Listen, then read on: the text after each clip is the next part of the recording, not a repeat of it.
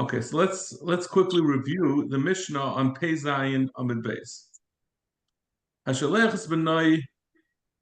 Well, We're on Pei Zayin Amid Beis.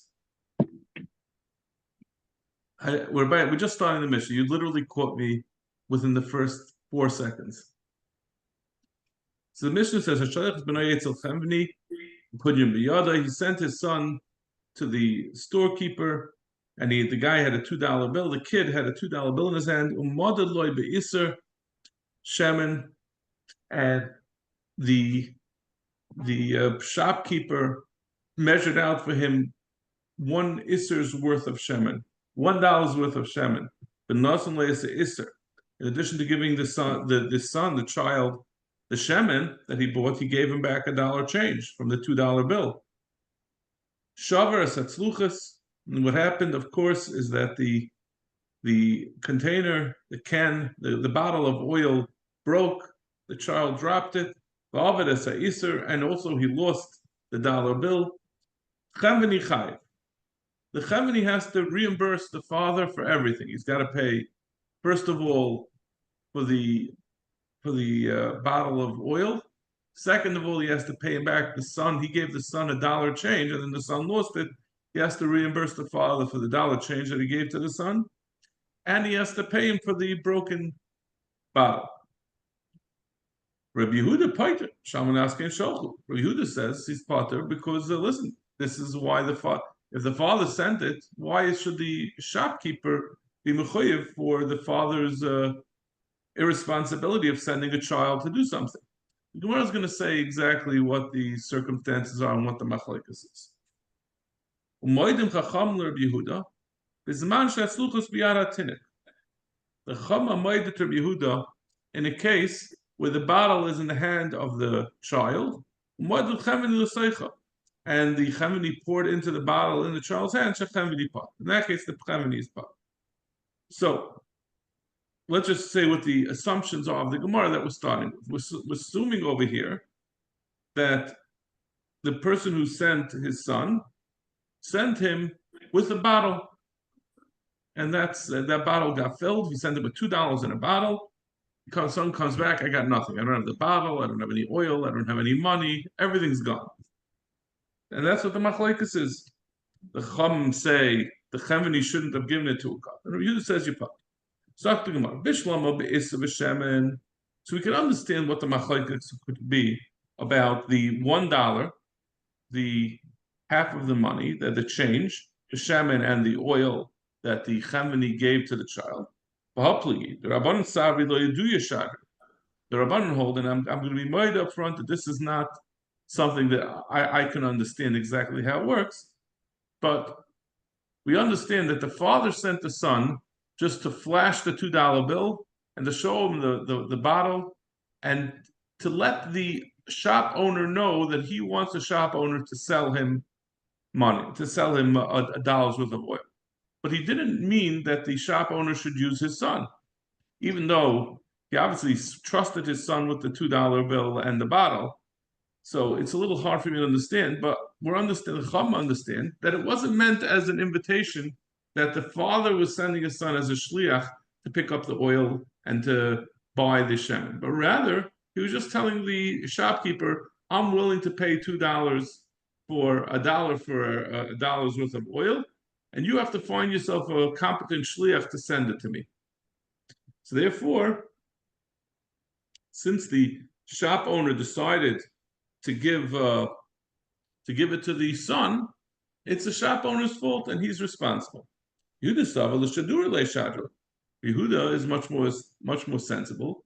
If he sent the son with $2 or with a punjan, which is equal to 2 isrim, and with a flask, with a bottle, and he says, and the kid shows up at the store, the shopkeeper assumed this is the shliach of the father, and that's what the father wanted, and therefore it's the father's responsibility when it breaks.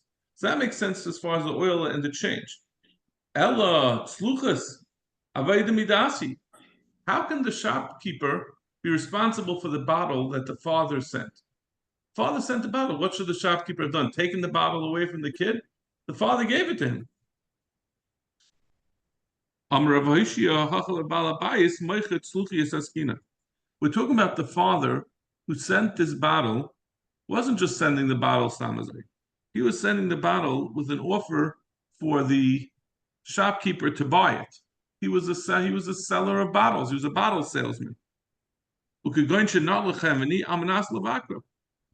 Chemini picked it up because he wanted to check it out. Now, this is not the normal when you and I, when we go into a store, into Walmart, and we look at something, we want to see what it is, we want to see the price, and we look at the details. Amanas Levakra means that the guy already at the Gemara is going to clarify in Amid Aleph, the next Amid, they already have a price on this, and the purchaser, which in this case is the Chemini, picked it up, that he's just checking that there's no flaws in it. But as long as there's no problems with it, he intends to buy it.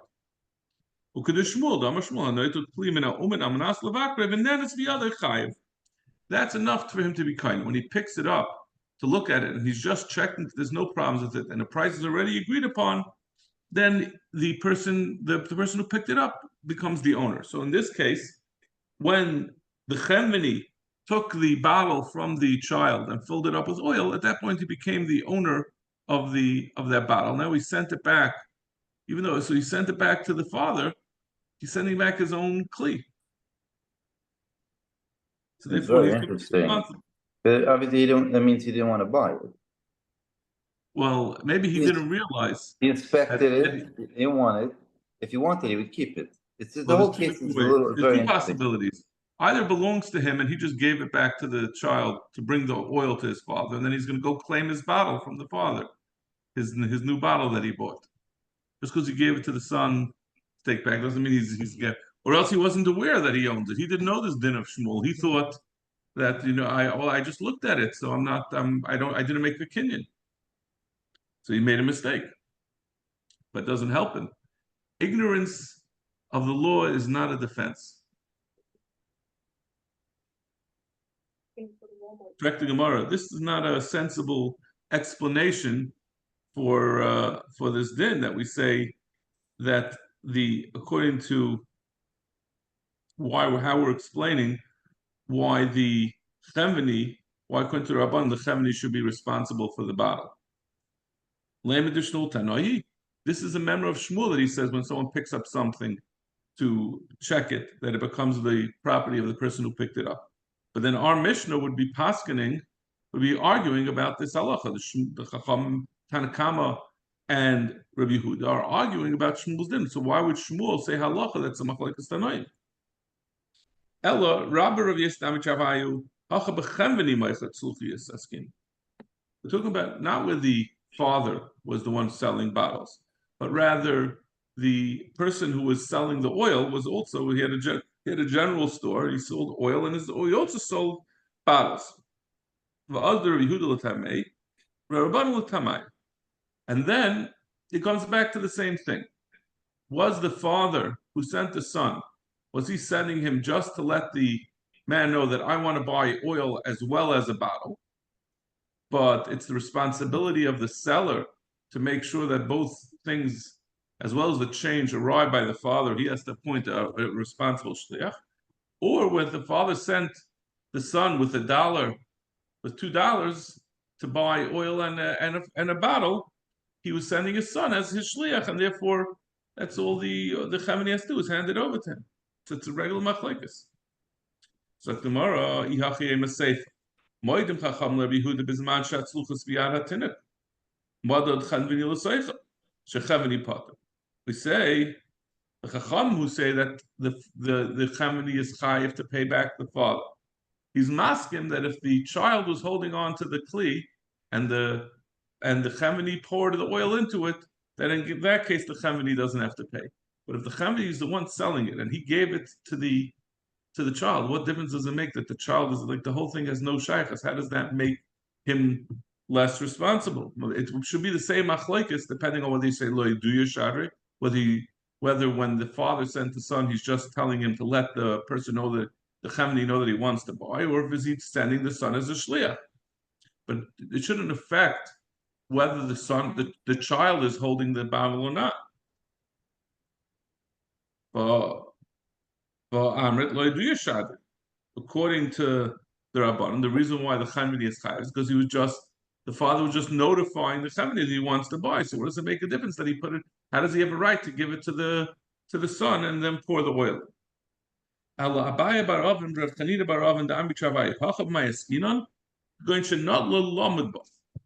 We're talking about where we're going back to the machlekes is as we said it was. It's leiduyoy or leshadurei, whether the machlekes between Tanakam and Rabbi Yehuda is like we thought originally, and we're talking about where the Chemini took into his hand this kli, that the bottle that the child was holding, to measure out an isser's worth of oil. Amarava, hikisha nischayaba, because the reason why the Chemini becomes chayav like this is because of the din that we said, the Gabi Hashavas Aveda. Basically, when the father handed over the bottle to the son, this child, it's an Aveda. It's something the father is being irresponsible with, and he doesn't know if he's ever going to see it again. So now, when this Chemini took it into his hand to measure with it, does he get then a din that he now becomes a Meishav Aveda and he has a Chiyav Hashava? In order to be Meishav Aveda, he can't give it back to the child. Because Rabbah says, Legabi a Zaken ve'ena lefi chvayde, someone who's a Zaken, and he doesn't have a Chiyav Hashava, because it's not lefi chvayde to pick it up. But if he takes a stick and he bangs on the animal, he gets the animal to run a little bit, he becomes chayiv and he gets a chiyav hashava. This zaken who didn't have a chiyav hashava, by getting the animal to move, even though he didn't pick it up, but this is because he started it on its way. He started already the mitzvah of hashavas avedus he becomes. So it's the same thing when the Chemini picks up the bottle from the child in order to measure with it. Even though he doesn't really have a chiyav hashava, but if he sees the child holding it, since the father gave it to him on purpose, there's no chiyav hashava when someone does something on purpose. He makes it lost on purpose. But once he got involved and he picked it up, now it becomes his problem. Just like we say by since he got involved by starting to move the animal toward the person who lost it, he gets a chiyav hashava. That's the reason why he'll become chayav over here. So tomorrow, what's the tzushta? How could you compare the two things? Where did Rabbah say that a person who voluntarily gets involved in Hashavas Aveda, where he wasn't obligated to do so, it becomes mandatory on him, Balechayim. That's only by an animal. The Anaktinu Nigra Bryce, when he taught it to go run away. Once he hits it with a stick, he gets the animal. The animal was wandering around. It would have just wandered around, and hopefully, eventually, the owner would have found it. Once he gets the animal moving, you don't know where it's going to end up. So he made the situation worse. By making the situation worse, he has now a responsibility to return it to the owner. But in our case, where the thing was by the kid, and now the Chemini took it in his town to measure with it. That didn't make the situation any worse. You can hand it back to the child, and it's the same way it was. So maybe Rabbah never said in that case that you're going to be chayiv. So again, we get left with the same problem. Why would the Chachamim say that when the Chemini poured into the child's the bottle that the child is holding? Why would the Chacham be moida? Why would the Rabbi Yehuda be moida that you're chayiv? The Chachamim moida. We said the Chachamim, right? Didn't we say the Chachamim? No. Chemini chayiv, Rabbi Yehuda poiter. Oh, right, no, then right. I'm sorry, Moed Chacham Rabbi Yehuda. It's not just that the Chemini is potter, right? So,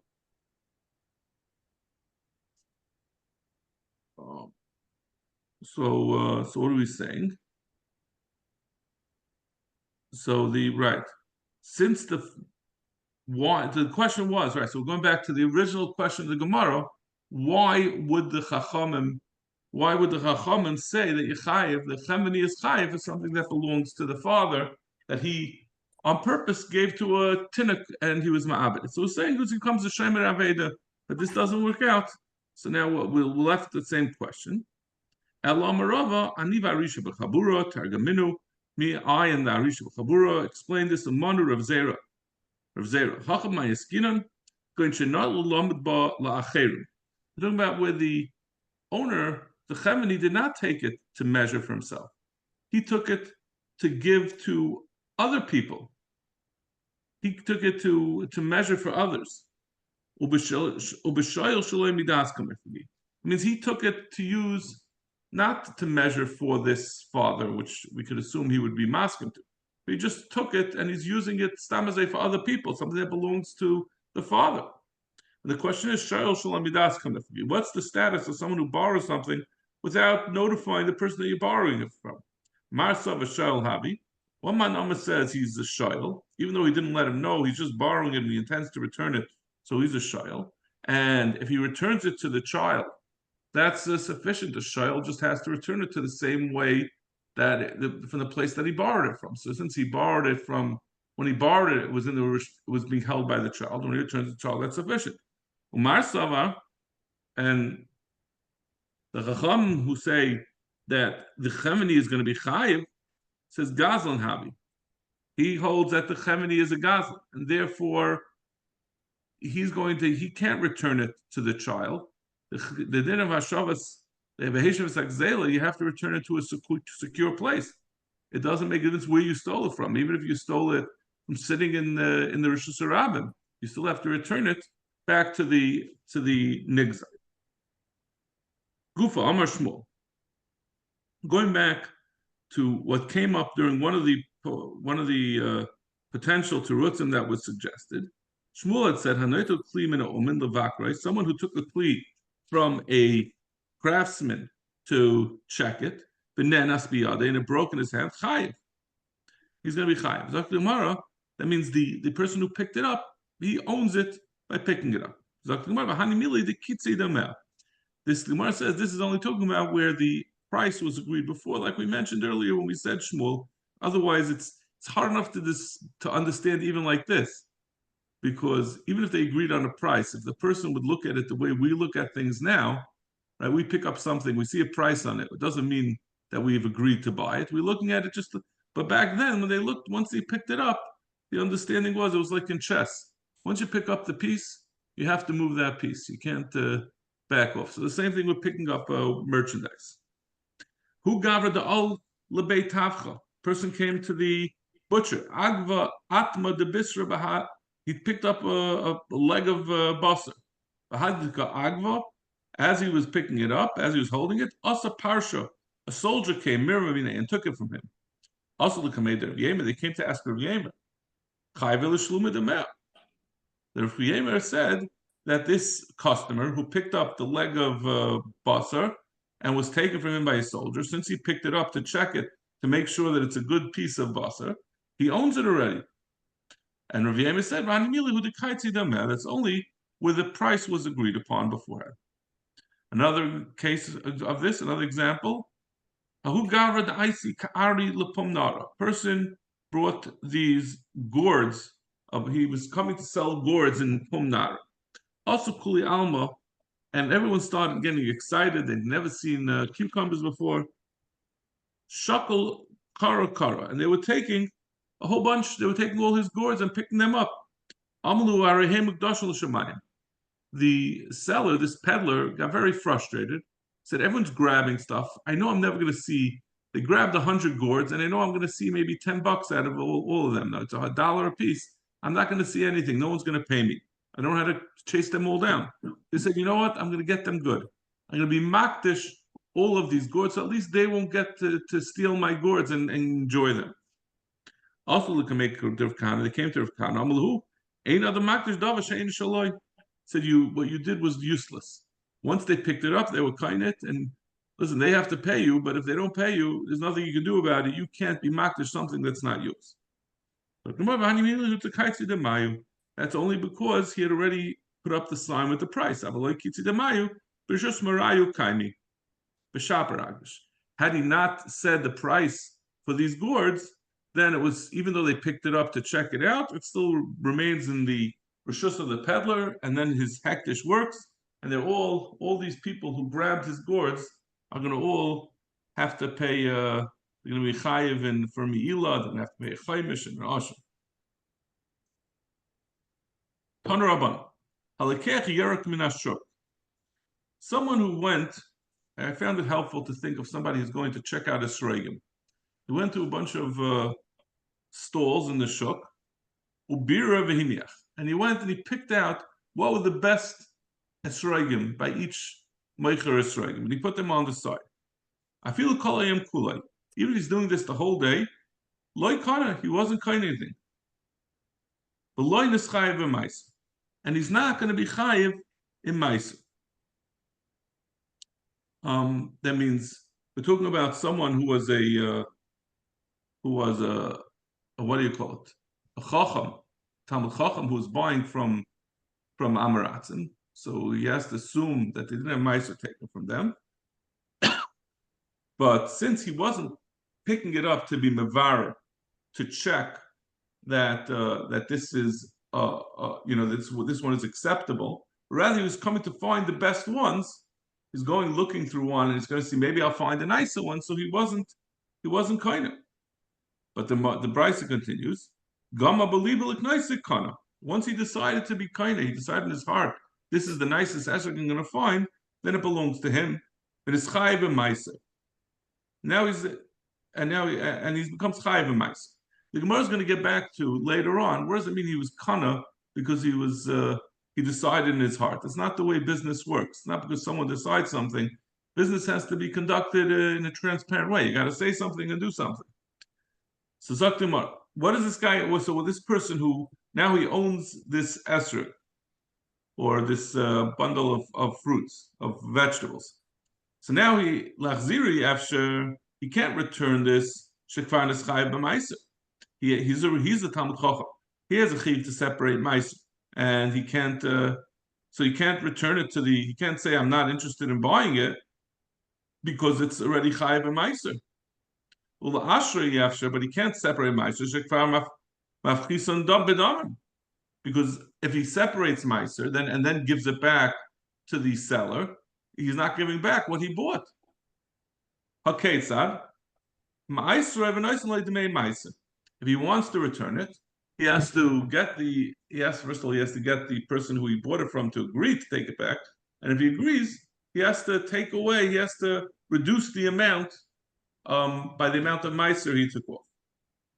So affecting Gemara, the basic question. Just because he decided that he wants in his heart that he wants to buy it, does he own it? That he should be mechoyev meiser because he owns it? Might be.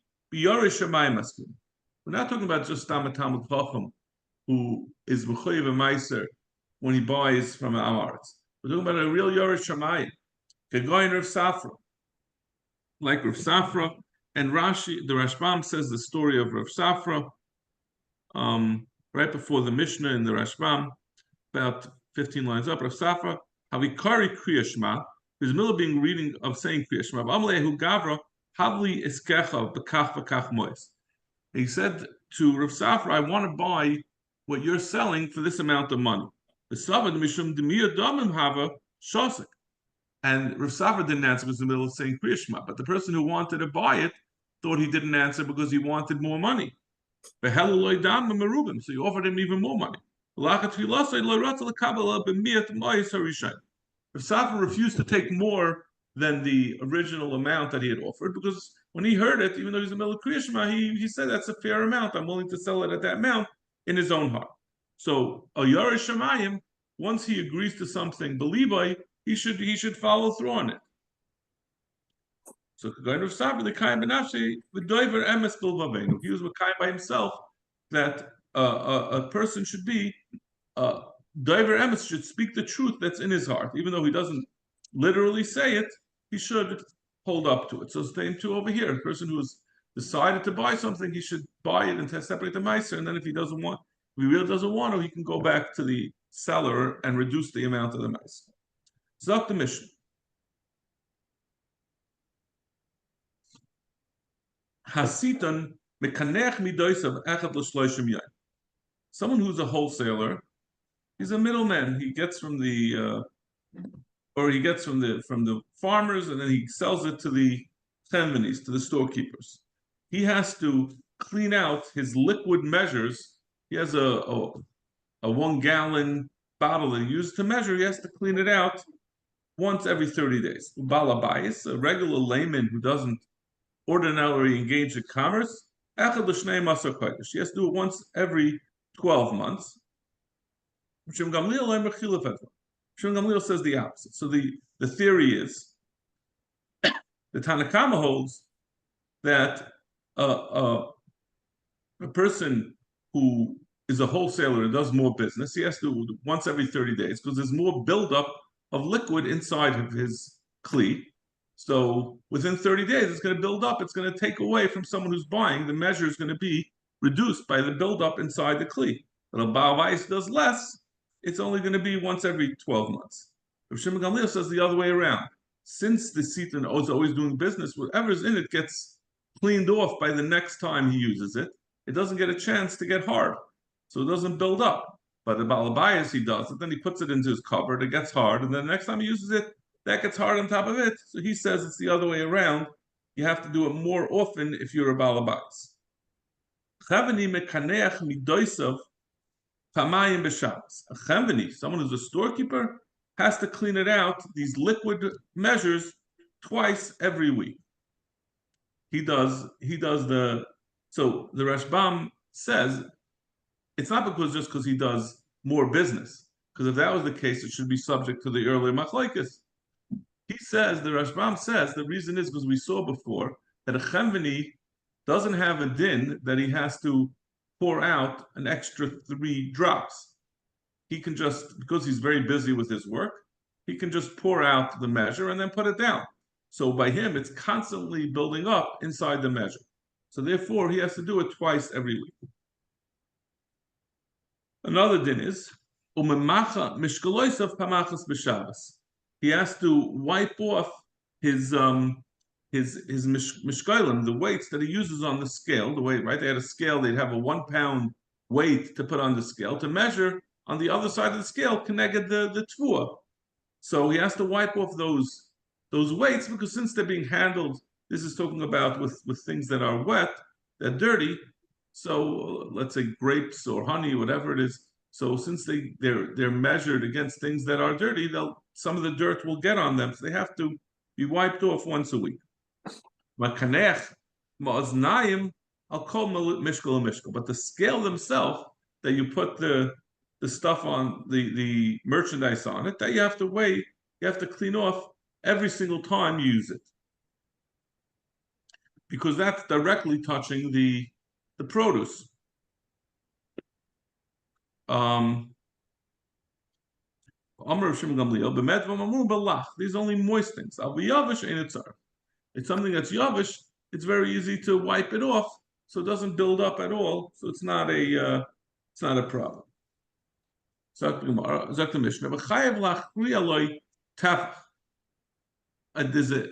as we're going to see, it's either a midah, but we're going to see where it comes from. But there is a din that when someone is a storekeeper, he has to add on the scale, when he measures, he has to add on 1 tefach's worth of weight.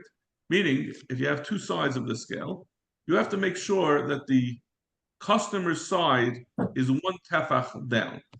It's got to be a little bit more, because you want to make sure you're not cheating him. If he was measuring him exactly, meaning he didn't add the extra tefach down, he has to give him an extra amount of whatever he's selling, 1/10 by liquid and 1/20 by yavish. Since yavish, like we said, liquid, there's more room that things get stuck and he's losing a little bit, so you have to add a little bit more. You have to do 1/10. But yavish, it's enough to do 1/20. And we'll see, it doesn't mean 1/10 of the full amount. It means much less than that. Zok the Mishnah, Makom shenogu lomud bedaka lo yomud begas. a place where the general rule is that you measure out, let's say you're measuring wheat, and usually measure out wheat in, let's say, 6-ounce increments. You can't say, I'm going to sell you 60, I have a 60-ounce container, I'm going to sell you 60 ounces, I'm going to measure it in my 60-ounce container. You have to use 10 times the 6-ounce container. Because each time you do with the smaller container, there's a little bit extra. You always have to add a little bit. So it's going to come out much more to do it 10 times with the 6-ounce container than if you do one time with the 60-ounce container. And the gasa lo yom b'b'dak, and also the other way around, because then that cheats they usually use a gasa, they shouldn't do b'gadak because that cheats the seller. Limchoik lo yik, there's a place where they smooth out the top of a kli, which comes out to like 1/3 less. Lo yigdash, you can't decide that I'm going to, even if you're going to pay, he says, I'll pay you 1/3 more. You can't do it with the Gadash, you have to do it with the custom of the place. As we're going to see in the Gemara, because obviously we'll raise questions, will look like people are being cheated. L'Gadash lo yimchak, and also vice versa. Zok the Gemara, Mino animili, where does it come from, the original din that we said, of v'chayev lahafriach lo tefach? You have to add on, when you're measuring, you have to, the seller has to add on a tefach on the behalf of the buyer. He has to tilt the scales in his favor. Amr Shlakish, Damakra, Evan Shlema, B'tzedek. The Torah says you should use a stone that is shalem, B'tzedek, and righteous. So what is it? Seems like a redundant lashon. Once you say shlema, what do you have to say tzedek? So tzedek mishalecha. You should give a little bit. The seller should give a little bit from his own. So it should be tzedek. B'tainla and gift him. If it was a place, we understand this to mean if it was a place where they do it exactly evenly, no, it's like Girumin, he gives an extra, the seller has to give a little extra to make up for the fact that he did it exactly the same. If you're mechuyev to add a little bit extra in the weighing, how can we say a place that is a midig not to add extra in the weighing and you'll make up for it after? If the Torah requires you to add it by the weighing, then you have to do it then. You can't make up for not following the Xeris HaKasav. So Gemara, Reisha b'makom shenagu. So Gemara's answer is no. Reish Lakish wasn't saying his din, that the pasuk is coming to tell you that you must, when you weigh the merchandise, you have to add a little bit on behalf of the buyer. The Reish is just saying that in a makom shenagu, in a place where they add on a little bit, you can do so. Reish Lakish has safe it. Reish Lakish is saying on the sefer, if you're a place where they don't have that minig, then noisen loy giroimen, you know what I mean? You have to add on tzedek mishalcha. So the Torah's, according to now what we're saying is that the Torah's din is just generally that you have to make sure that the buyer gets a little bit extra. It's not specifically by the weighing. So you could either have places where the minig is you add it in by the weighing, or else you can add it on later at the time of afterwards, if the minig is to make the weighing even. The kama girumin, how much is the extra that you add on for the tefach?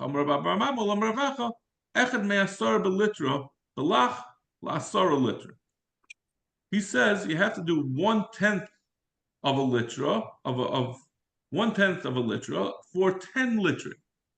That means for every 10 litra, you have to do 1/10 of a single litra. Taisus explains, like we didn't say anything about this in the Mishnah. So he says the fact that the lashon was used, that we said echad la'asara balach, echad la'eser biyavish, which is an unusual lashon. It should have just said echad me'asar. What is echad la'asar? So it means 1 for a 10 litrin, 1/10 of a liter for 10 liter, which comes out to 100 or 200. 200. Well, we'll see what it means by the yavish, which Gemara now says echad la'asar balach, echad la'eser biyavish. Ibailu heichi kamar echad me'asar balach. Now that we said that by lach it means 1/10 of 10 litrin, meaning 1/100th. What does it mean when we say echad me'esrim biyavish? Does it mean la'esem the yavish? Idila echad me'asara la'asara delach ula'asarim the yavish. It means 1/10 of 10 of lach and 10 of yavish and 20 of yavish, or does it mean 1/10 of 10 in lach and 1/20 of 20 in yavish, which will be 1 out of 400? So the question is it 1/200th or 1/400th by yavish?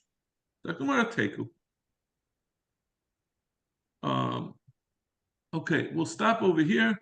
As Hashem, at 8:30 tomorrow, we'll learn about why being deceptive in business is worse than arayas, which is a famous, very favorite of many Balabatim.